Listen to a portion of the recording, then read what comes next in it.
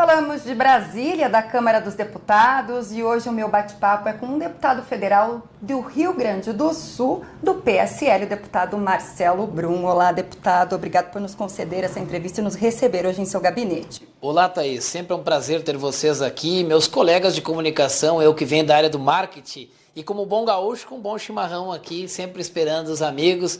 Os que não tomam chimarrão também tem o bom café e a boa água, Thaís. Tá certo, cada um com a sua tradição, né, deputado?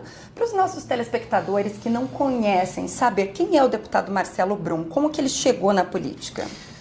Marcelo Brum, radialista, com mais de 25 anos de comunicação no rádio, está entrando na política atualmente. Faz um ano que eu me filiei, me candidatei e acabei conseguindo essa vaga de deputado federal, vir para Brasília e acredito numa missão divina, numa missão de Deus para ajudar meu país, ajudar meu estado gaúcho a melhorar as condições da população, a fazer o Brasil um Brasil mais justo, mais decente, que as famílias brasileiras possam ter orgulho de ser brasileiros.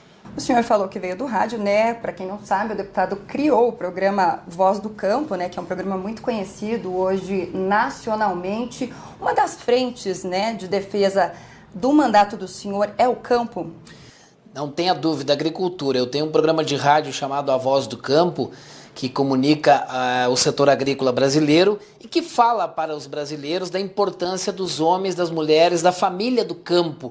Ele trata da produção rural, comunica, divulga, informa a produção agrícola. Até porque, Thaís, sem os produtores rurais, a gente não tem pizza no shopping, a gente não tem hambúrguer, a gente não tem o churrasco, aquele churrasco gostoso. Se não tiver o povo do campo produzindo, não tem alimento. E alimento é a energia que nos move, Thaís. Isso é muito importante, né, deputado? E como que o senhor tem dado esse suporte aos seus eleitores, né, desde que assumiu, através de projetos voltados ao campo?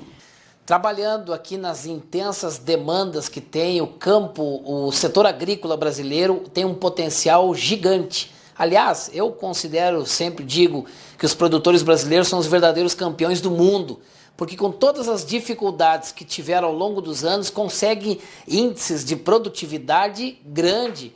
Eles produzem até melhor que produtores americanos. E se nós comparar a infraestrutura nos Estados Unidos e a infraestrutura no Brasil, você vai se impressionar. O Brasil tem um grande déficit de infraestrutura, de produção de energia, de sinal de telefonia que é muito precário, estradas, portos, ainda precisa muito investimento, muitas decisões políticas para fortalecer a infraestrutura do nosso país, do setor produtivo, para que esse setor produtivo cresça mais, avance mais. E quando o setor produtivo cresce, isso significa geração de oportunidade, de emprego, que é o que todos os brasileiros clamam. Nós temos aí milhões de brasileiros desempregados.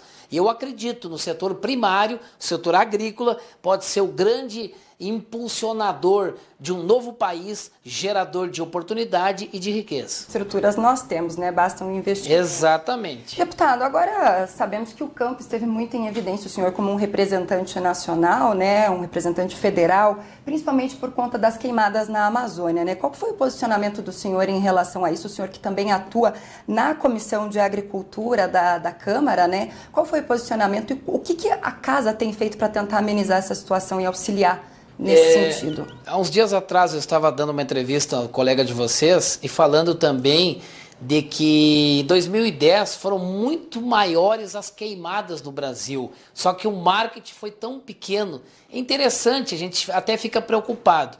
A questão da Amazônia é o seguinte, é bem fácil de entender. Os internacionais estão preocupados com as riquezas que tem na Amazônia. Eles não estão preocupados com a Amazônia. Eles querem continuar explorando a Amazônia. E aqui vai o meu destaque, o meu reconhecimento, o meu respeito ao meu presidente da República, ao presidente do Brasil, Jair Bolsonaro, do partido do qual eu faço parte, que é o PSL, e eu faço parte da base do governo. E eu estou com o presidente Bolsonaro. Tudo que nós precisávamos era um comandante, era um chefe da nação patriota que dissesse ao mundo: a Amazônia é nossa. E eu endosso essas palavras do presidente Bolsonaro. A Amazônia é nossa, aqui quem manda é os brasileiros. A Amazônia é de todos os brasileiros. A Amazônia é sua, a Amazônia é minha. Então nós precisávamos dar um recado ao mundo. E o presidente está dando esse recado, dizendo que a Amazônia é nossa. E nós que temos que cuidar da Amazônia. Ou seja, alertar que parem de explorar a Amazônia, a riqueza que pertence aos brasileiros, e que deixem a riqueza que tem dono. O dono são todos os milhões de brasileiros. Deputado, mas o que tem sido feito, então, para o combate dessas queimadas, né? Porque a Força Nacional tem sido utilizada e também a Câmara também tem dado um suporte nesse sentido, né? Houve uma grande mobilização, tanto do governo federal, de todas as forças, né? Com a própria Força Nacional, o Ministério da Defesa, para combater essas queimadas. Esse ano é um ano atípico no clima também, mais quente, mais seco no norte do Brasil, mas tudo está sendo sanado, tudo está resolvido. Mas o problema maior era aquilo que a gente estava falando, a exploração e os interesses internacionais aqui no nosso Brasil em explorar as nossas riquezas, mas graças a Deus pela vida do nosso presidente Jair Bolsonaro, que é um patriota e que primeiro o povo brasileiro, primeiro as nossas riquezas, que tem dono, os donos é os brasileiros.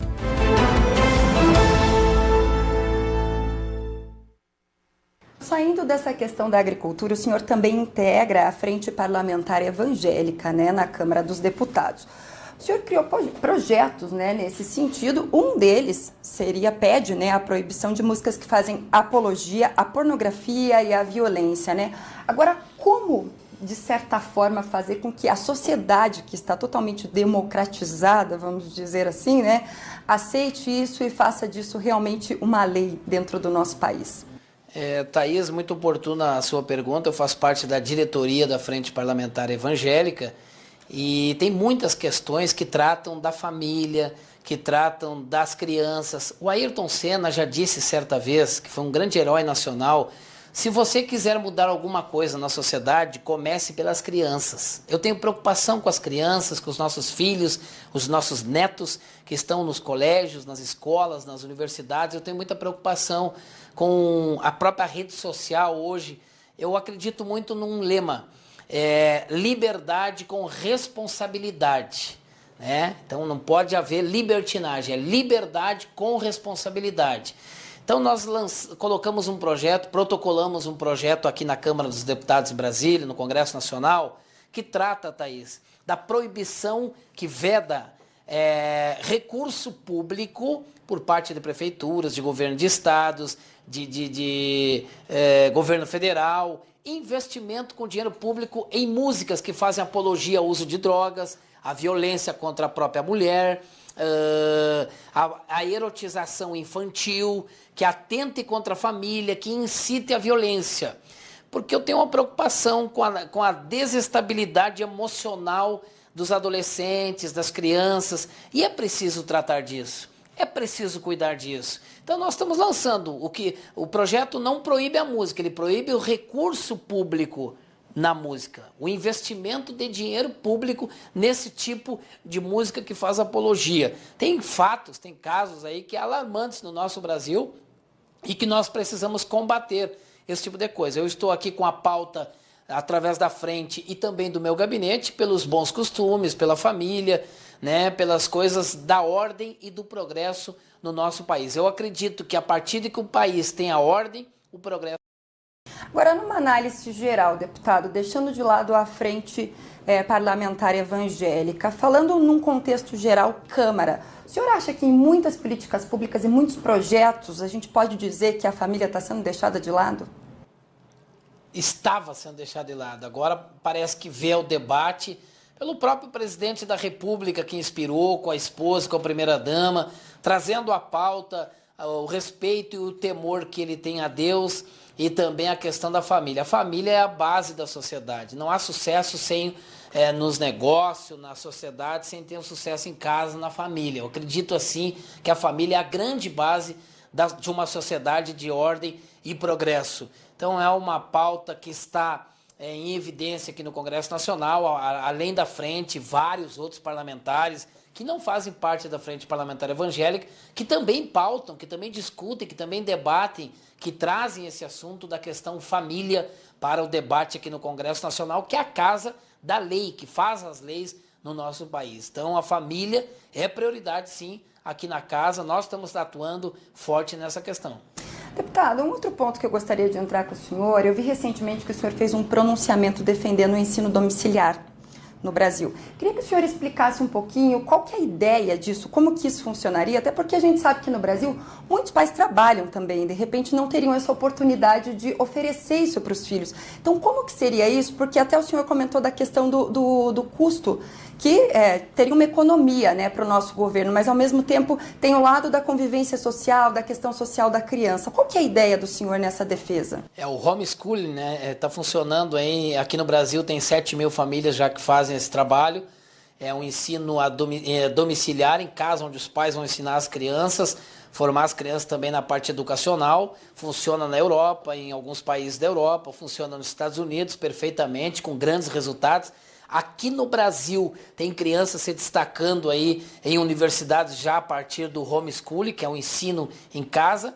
É uma série de benefícios que tem. Um deles é o próprio custo para a máquina pública dos municípios. Veja bem, vou te dar um exemplo, Thaís. Um menino, um transporte escolar, uma van de transporte escolar, tem que daqui a pouco fazer 30 quilômetros para buscar um menino lá na fazenda, lá no interior do município. E se tiver a oportunidade dos pais ensinar aquela criança, vai reduzir em quanto esse custo da máquina pública. E além de tudo, nós temos grandes profissionais, extraordinários profissionais da educação no Brasil. Mas o pai e a mãe ensinando em casa com amor, com compreensão, repetindo, tendo paciência, acreditamos que vamos formar grandes profissionais aí. A gente não quer dizer que vai substituir o ensino da escola, segue normal, mas ajuda, agrega na nossa sociedade. Então é muito importante, eu estou junto com essa pauta aí, com essa bandeira também aqui no Congresso Nacional, que é o homeschooling, que é o ensino a domicílio. Seria uma opção aos pais. É uma opção aos pais, exatamente. Tá certo, deputado. Última perguntinha, né, que eu gostaria de finalizar a entrevista com o senhor. O senhor é suplente do Onyx Lorenzoni, né, como sabemos, que é chefe da Casa Civil. Eu queria uma avaliação, então, do governo até o momento, né, na visão do senhor, que assumiu essa cadeira, né, deixada por um representante hoje muito importante no governo Bolsonaro. E gaúcho, né? E que gosta do chimarrão também, na mesa dele, do ministro lá da Casa Civil. Se você for fazer entrevista com ele, vai ver a cuia de chimarrão lá. É gaúcho e colorado. E eu sou gaúcho gremista.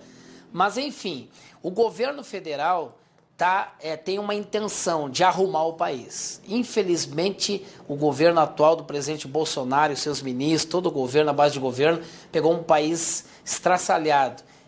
Para quem conhece a palavra de Deus, me faz lembrar a passagem de Neemias, restaurar os muros de Jerusalém, que estavam tudo por terra. Então o presidente Bolsonaro tem um grande desafio, ele mesmo afirma sempre que é uma missão divina para ele.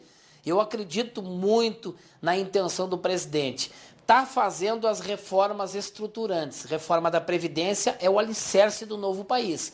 Para que haja crescimento ordenado, organizado, um crescimento sustentável, precisava fazer a base da reforma da Previdência, a reforma. Então isso vai dar uma base para o crescimento. Tem muito investidor estrangeiro, muitos bilhões de dólares de gente de fora do Brasil que quer fazer negócio no Brasil, mas precisava ter segurança jurídica, precisava ter uma base. E o presidente está fazendo, neste primeiro momento, as reformas, previdência, tributária e outras que virão, mas essas são as principais, que vai dar uma organização que virá um crescimento ao nosso país, e esse crescimento será um crescimento sustentável, que vai permanecer, gerando oportunidade à nossa juventude de realizar os seus sonhos, o primeiro emprego, do trabalho, da faculdade.